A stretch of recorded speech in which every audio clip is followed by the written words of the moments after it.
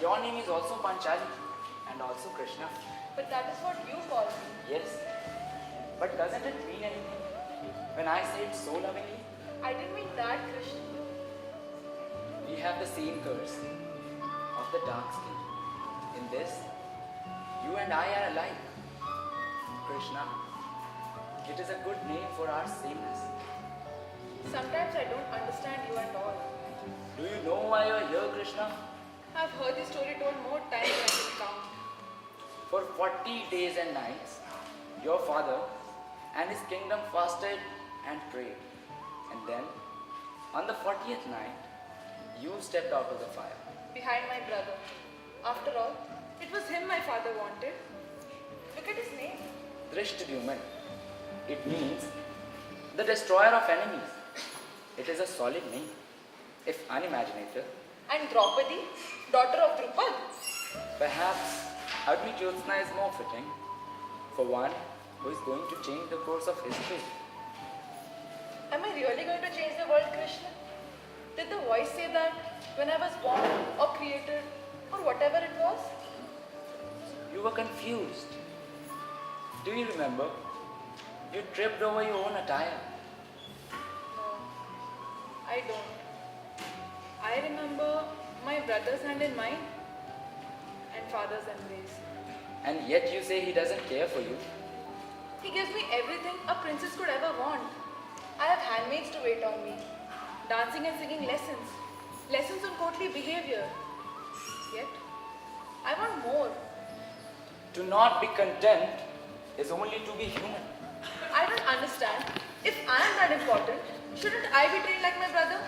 Would you learn to fight with sword and bow like your brother? Yes. It is not your lot to fight physically, Krishna. You must learn other ways. But I'm not to be trained in statesmanship either. How am I to learn anything important? You will learn all that you need to in time. For now, isn't it enough that you have everything your heart desires and that I am here with you? For now, I suppose. I'm worried about my brother. A sudden change in topic? No. The reason that we were born, our existence, is conditioned on my brother's defeat of Drona, isn't it? No, and yes. Your birth was always meant to be. And yet if two boys from different classes had never been friends, this would never have happened. Do you always have to talk in riddles? I have always thought that you were intelligent enough to distinguish between riddles and plain speech. I understand. You talk of my father and Drona growing up together without a barrier to their friendship. But that's not the cause of all this. No, my point is that no single event can be said to lead to another. History moves on. And most people are just part of it. Not less important, but just a part. Now I see what you're saying. You are saying, Draupadi, don't be conceited because you alone are not the cause of all events. Perhaps I'm only saying, don't blame yourself for them. Because truly, you alone are not the cause of events.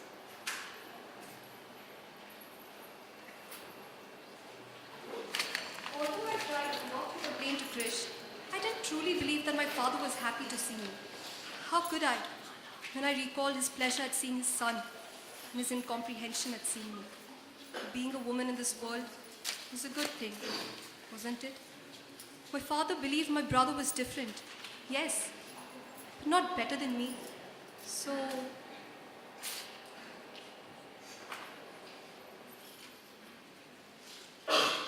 Why would you want to be a man, Shikandini? My child, you are too young to understand. I was born fully grown, elder sister. I am not your elder sister. If you are to call me anything, call me brother. Yes, brother. But while I haven't been in this place for long, I do understand most things. You have not yet experienced what this world offers for a woman. You have not been married.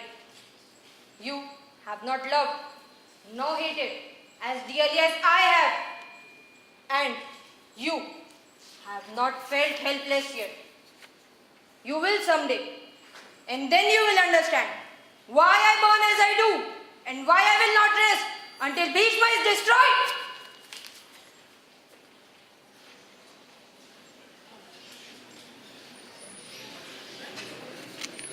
Everyone knows that a daughter provides nothing to a father.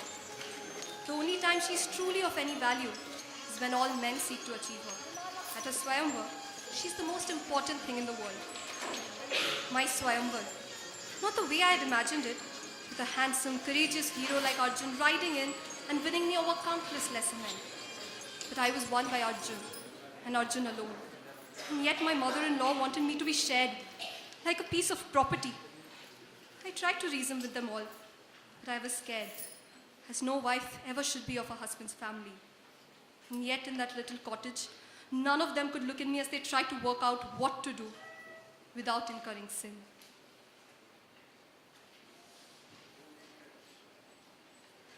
Mother, I've seen your child lift things that aren't supposed to be lifted by mortal men. I've seen the one who won me. It is marked everywhere he aimed. Your 5 sons, I would be sure, even if Krishna hadn't informed me, are the famed Pandavas. And you, mother, their gentle mother Kunti. Yes, child.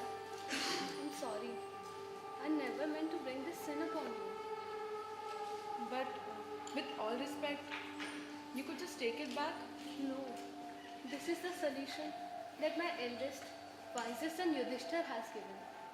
I think, yes, he's the solution that my eldest son Yudhishthir, But is dharma the only important thing in the world?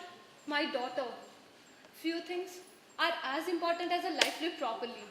If you are to take care of my sons, it would be best if you remember that. But is he not? Are they not to take care of me in return? I am a person, not property.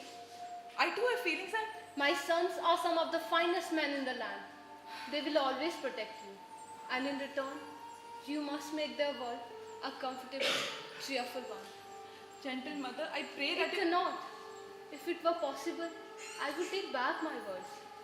I'm sorry. Besides, the sage Vyas has also blessed this arrangement.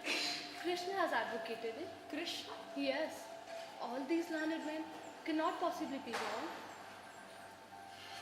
If nothing further can be done but the acceptance of one's fate, it is not such a bad fate, is it? You will be happy.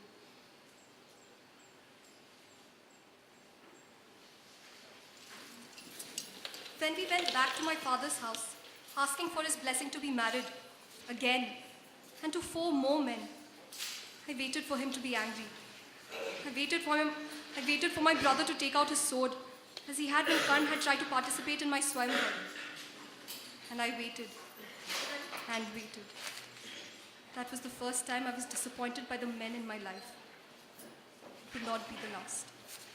Arjun was never the brave warrior husband I dreamed of. Oh, he was brave and he did right by me. But he never loved me. So I experienced for the first time the burn of wanting something I couldn't have. Never more than when he told me how he had fallen for Subhadra.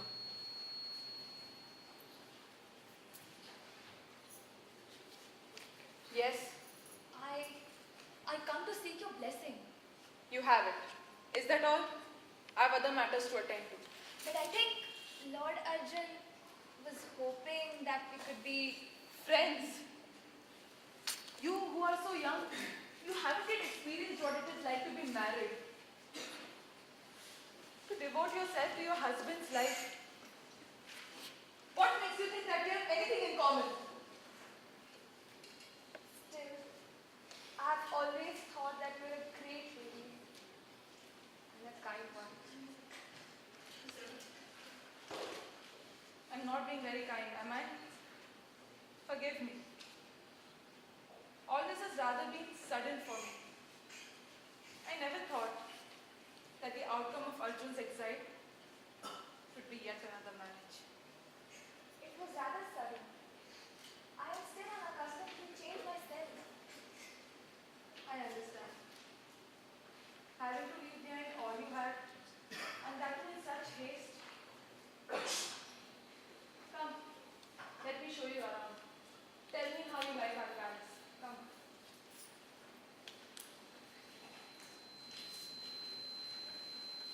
Our palace in Indraprasth was a marvel of construction.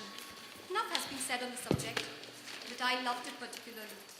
When the Kauravas came to visit, I looked on it with a mixture of satisfaction and apprehension. There was never such a beautiful palace to show off. And yet there were so many ugly feelings between the cousins. Might just have exploded in the time that they stayed. Thankfully it didn't. None of us thought anything was wrong when we were asked to repay the visit. Lord Yudhishthir was happy that his cousin was making an effort to knit the family close together.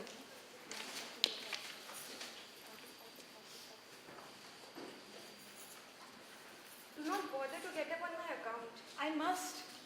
No. How do you like our apartments? Are they adequate to your needs? Yes, they're quite lovely. The men are still in the sabha. I think they have grown too fond of the games of chance recently. My Lord Yudhishthir also enjoys games such as those. Yes. I wanted to thank you for your gifts. The attire is beautiful and the jewelry is luxurious. Speak nothing of it.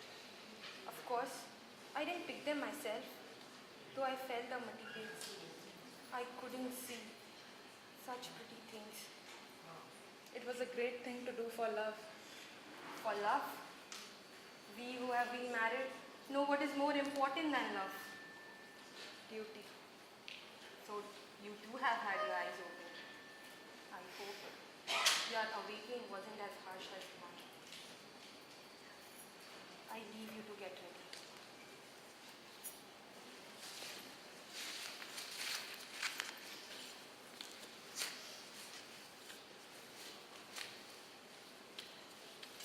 My queen?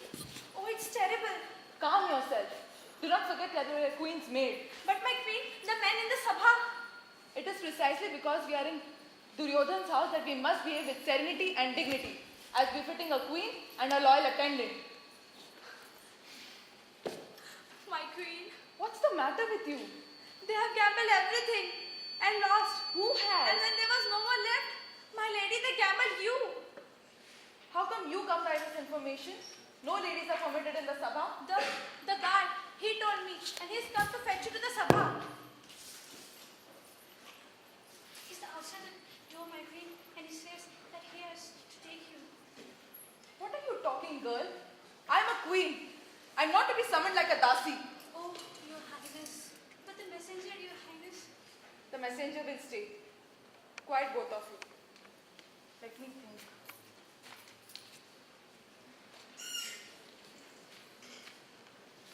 Yes, come here.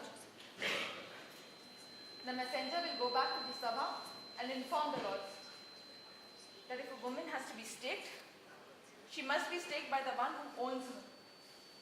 And since Lord Yudhishthir has already lost himself, he no longer has any right over me. I shall not be ordered about. I was so proud of myself. I believed I had won by the laws that bound all these men. But I did not realize that to my husband, his brothers, and all the great men of the world in that sabha, I was less a human being and more an ethical dilemma. And they would always do what was right.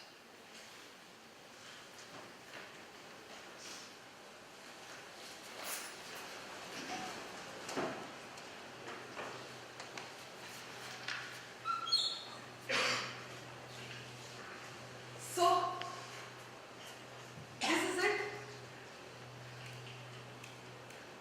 You princes and king of men, you have so much to be proud about. Your deeds of courage and strength, your duty and your role of honor, do not stop you from being silent when a woman is being attacked.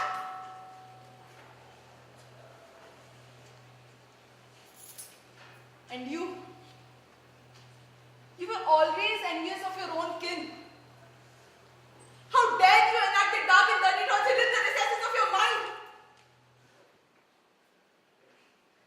In your own hall, you take us in as your guests. And then damn me to the eternity of shame.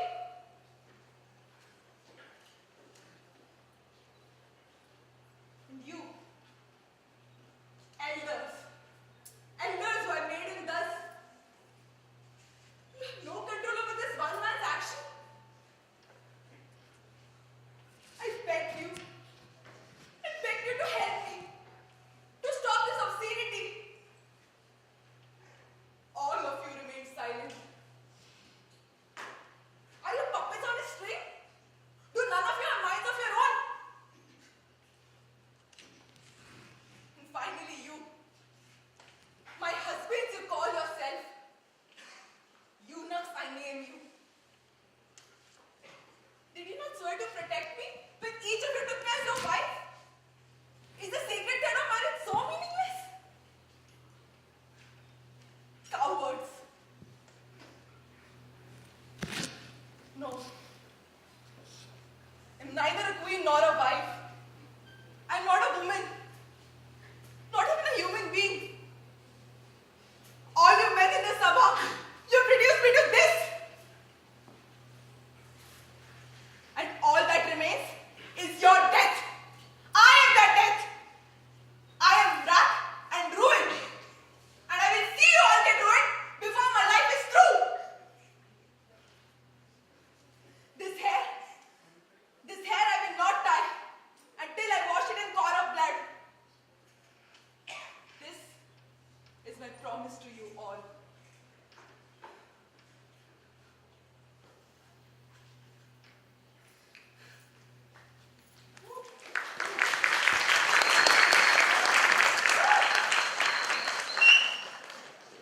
That scene in the Sabha, it changed me, and not in a good way. From a queen with her own pride and her own palace, I became nothing more than a nag in a hut in the forest. No matter how much my husbands tried to please me, I refused to be happy. Many visitors noticed, particularly one visitor who took me aside to chide me in the most affectionate way.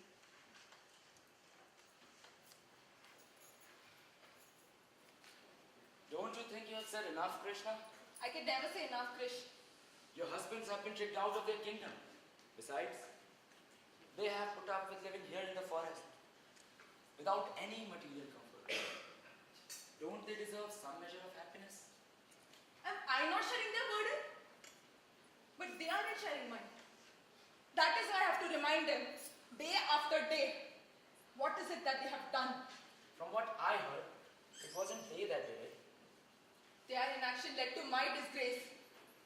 They are as much responsible as the perpetrator of the action himself. More, in fact. Since I expected from them. But they could not bring themselves to give me anything. However, things must be put behind you. Otherwise, the past stands in danger of ruining the present. Let it rule the present. The past is forgotten rather too easily. But this is one fire I will fan until the day I get my vengeance. You may even die without ever obtaining that vengeance. No. I will have my revenge. I know my husbands.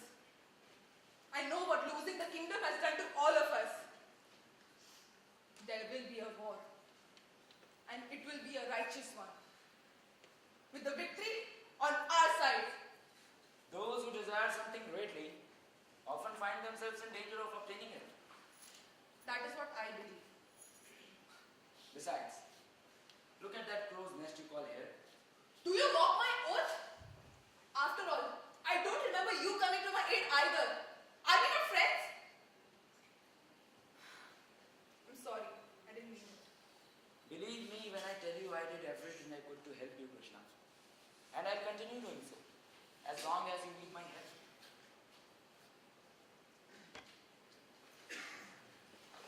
War, death, glory. These words lost their meaning after 18 days. Every morning the men would leave, preoccupied in their bloodlust, and every night they would return to the camp, accompanied by the smell of death. Krishna was right about the past ruling the present. In fact, he was right about a lot of things. In the end, the war was what I had wanted, and yet it wasn't what I expected. It was more loss of life than anyone could imagine. There were many to console after the war, and much to be done. It had drained all of us, of our menfolk and of our resources, and also of hope and happiness.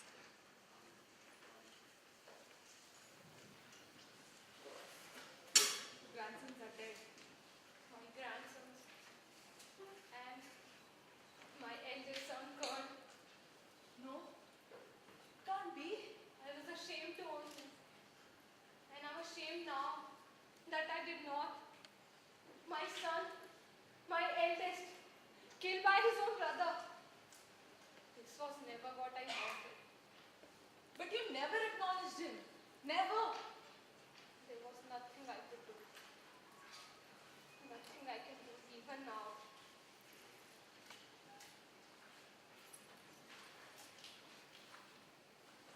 Why now?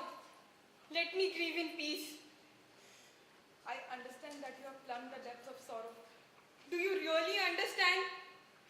Those beautiful sons of mine.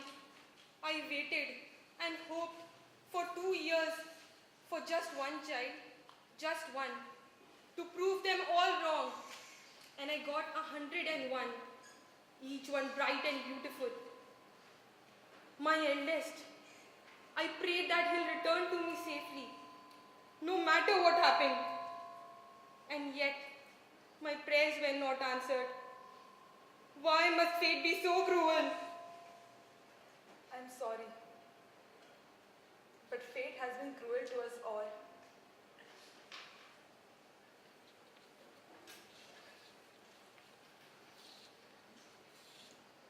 I was jealous of you. Not that you deserved it. No, Draupadi. No. Let me speak.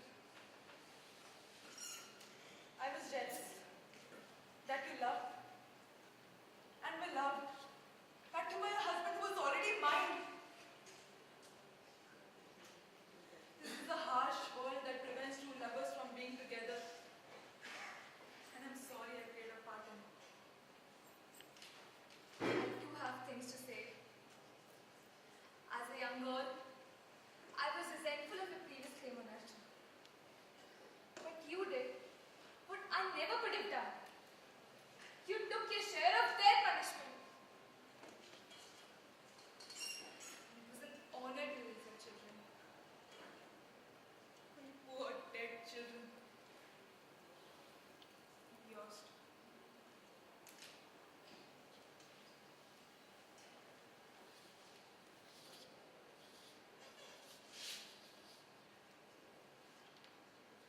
Why was I the first to fall? Why did my children have to die? All mortals fall. As for being the first one to fall, you will be the first one to reach heaven. And I did tell you, people often regret getting what they want. I wanted the war. And I worked towards it. And yet it's not your fault. It's not your blame to take Krishna. Then whose? Are you here to give me peace? I am here to give you absolution.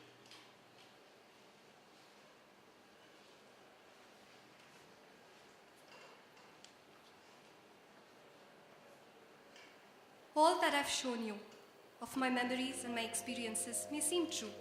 I hope it does, because I believe I've faithfully rendered what it was I have seen. If you choose not to believe the story, do not take offense. It is just a story after all, and every story is changed by its teller. However, some stories have been given more importance than others. Some were believed and memorized for thousands of years after the events occurred, and others, they were merely an echo of a wall, an unheard voice lost amongst the translations and retranslations.